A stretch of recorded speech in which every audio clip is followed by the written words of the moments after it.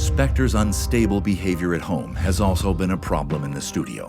When 22-year-old Deborah Robitaille starts working for Spector in 1974, she quickly begins to see the dark and dangerous side to his mad genius. He was very charming and he was very intelligent. He was incredible with the musicians, but he was also difficult with the musicians. He knew exactly what he wanted, and he was very controlling. He was very manipulative. He began working with new artists, and there was constant trouble. As the night would go on, he'd get more and more stinko. What's going to start happening is that the intelligent and interesting Phil that I know and love, now he's going to become a different person. Phil got darker and darker the more he drank and drank, and he drank a lot. When he would start to lose it, there would be glances going back and forth, you know, brace yourself for it. And then the Gunplay started.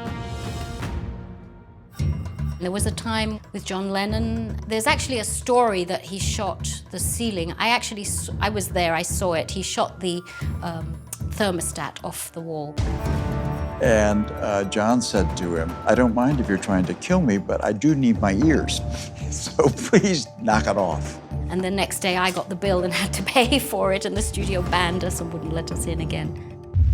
In the early days when he was working with the Crystals and the Ronettes, young teenage girls, he could be in control of everything. Now you've got somebody in the studio with him like a Leonard Cohen, who's very unique in his own right and has his own voice and his own things to say. And so now the sessions become a brawling match because Phil's trying to control every aspect of it. The whole time I was working with him, the Gunplay got worse and worse and worse. And at one point, he came up to Leonard Cohen and stuck a gun right in his neck. Phil said to him, "Don't worry, Leonard, I love you." And Leonard said, "I sure as hell hope you do." I definitely put up with things from Phil that I wouldn't put up with from other people, because for me, the music was worth it.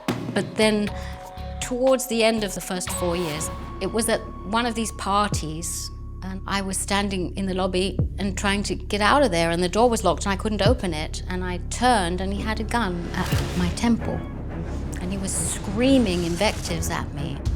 Suddenly, the mad genius part got too big.